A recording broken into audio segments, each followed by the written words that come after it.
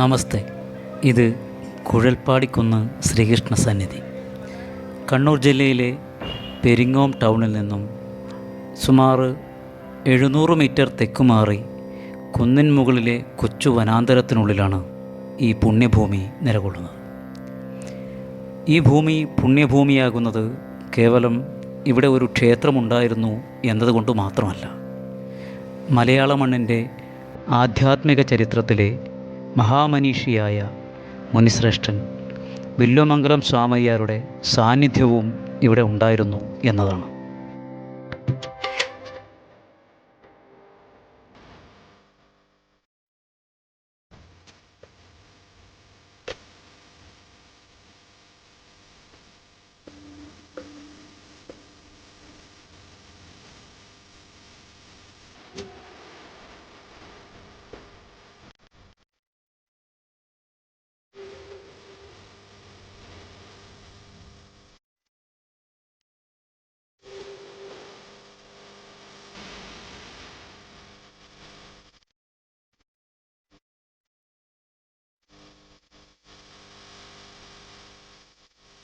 സ്വാമിയാരുടെ യാത്രാവഴികളിൽ കുഴൽപ്പാടിക്കുന്നും അദ്ദേഹത്തിൻ്റെ ധ്യാന തപസ്സുകൾക്ക് സാക്ഷിയായിട്ടുണ്ട്.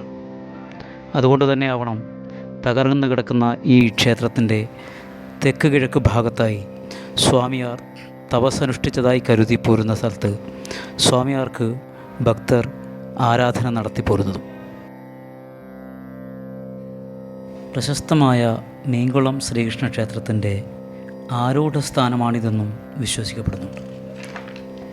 ശ്രീകൃഷ്ണൻ ഗോക്കളുമായി മീങ്കുളത്തു നിന്നും കുഴൽപ്പാടിക്കുന്നിൻ്റെ താഴെയുള്ള തടത്തിൽ എത്താറുണ്ടെന്നും ഗോക്കളെ അവിടെ വിട്ട് ഉണ്ണിക്കണ്ണൻ കുന്നിൻ മുകളിൽ കയറി ഓടക്കുഴൽ വിളിക്കാറുണ്ടെന്നുമാണ് സങ്കല്പം.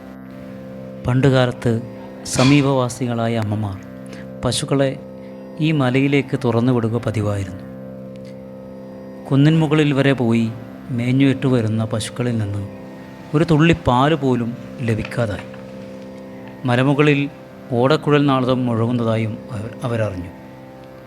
പരിഭ്രമത്തോടെ കുന്നിൻ മുകളിലെത്തിയ അമ്മമാർ മുരളീരവം കേട്ടു.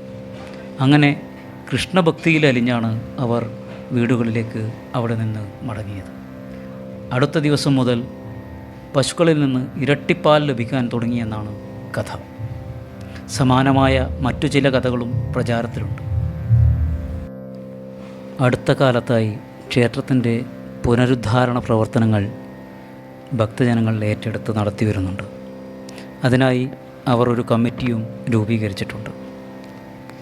കൃഷ്ണൻ്റെയും വില്വമംഗലത്തിൻ്റെയും സങ്കല്പത്തിൽ എല്ലാ മാസവും തിരുവോണ നാളിൽ ഇവിടെ പൂജകൾ നടത്തി വരാറുണ്ട്.